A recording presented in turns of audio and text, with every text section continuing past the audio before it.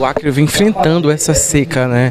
Quais seriam as principais dicas que a senhora dá para os produtores que estão enfrentando justamente esse problema?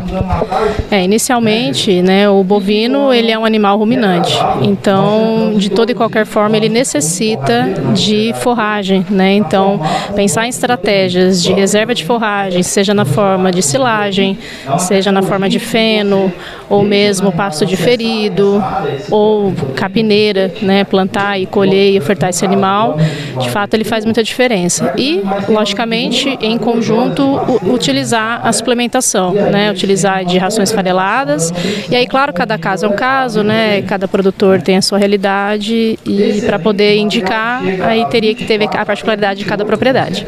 Uma realidade daqueles produtores que não têm muitas condições de poder investir nisso, né?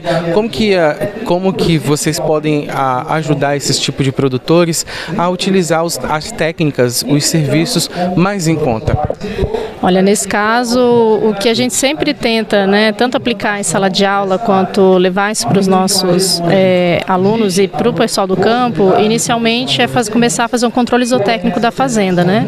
Então eu preciso saber aonde eu estou hoje para eu poder projetar metas para o meu futuro.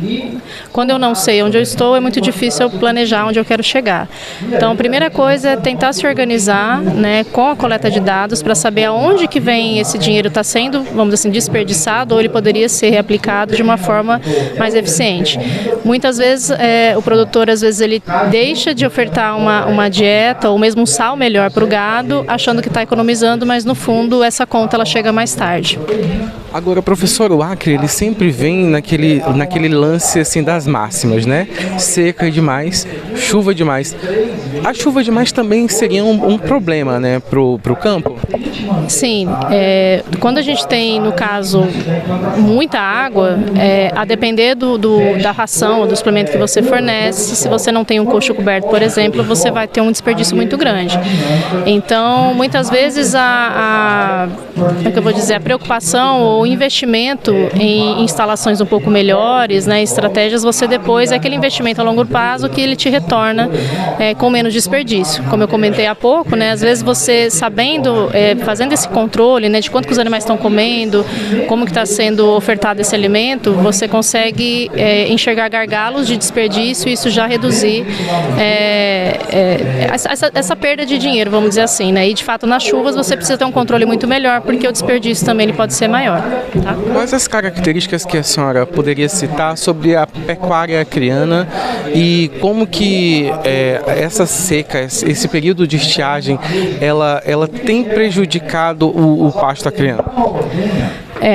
Aqui no estado, né, no caso, o estado ele é um estado mais voltado para a pecuária de corte, né? Nós temos aí um gado muito especializado, em comparação com outros estados, um exemplo, o Acre é o terceiro ou quarto estado com o gado mais especializado em corte, né? Em que sentido? Do total de rebanho, mais de 90% dele é voltado para uma atividade específica, no caso, a pecuária de corte, né? Inclusive aqui hoje com a atividade é fomentar ainda mais a pecuária leiteira, né? Que é o pequeno, muitas vezes o micro, o pequeno e o médio produtor, como meu colega bem colocou. Essa questão justamente da seca do estado do Acre, né? O Acre é um estado que ele está muito próximo à linha do Equador, né? Então aqui para nós, nós não temos problema com temperatura, com incidência de radiação solar. Então, diferente de outras regiões do Brasil, como muitas vezes o próprio Centro-Oeste, ou principalmente Sudeste e o Sul, nós temos calor o ano inteiro. Então, para nós aqui, qual que é o grande lance? A questão de águas, né? Então, no período de seca, é o período de fato que acaba sendo muito pior, porque logicamente a planta não tem água, ela não consegue se desenvolver. E aí a importância de se planejar, você realmente fazer um planejamento forrageiro, né? Sabendo que todo ano tem seca, como 2 e 2 são 4, isso é quase que uma máxima dentro da pecuária, né? Da produção animal como um todo. Então eu já sabendo que vai ter seca, se eu conseguir me organizar no ano anterior, né, nessa questão, vou produzir uma silagem, vou produzir um feno, eu vou arrendar pasto, enfim, eu vou tentar ver a estratégia mais econômica, por isso a importância também de uma assistência técnica eficiente, né, que vai me dizer uma melhor estratégia, que eu consiga otimizar tanto os meus custos, né, porque a gente sempre fala que existe muita diferença entre custo e investimento.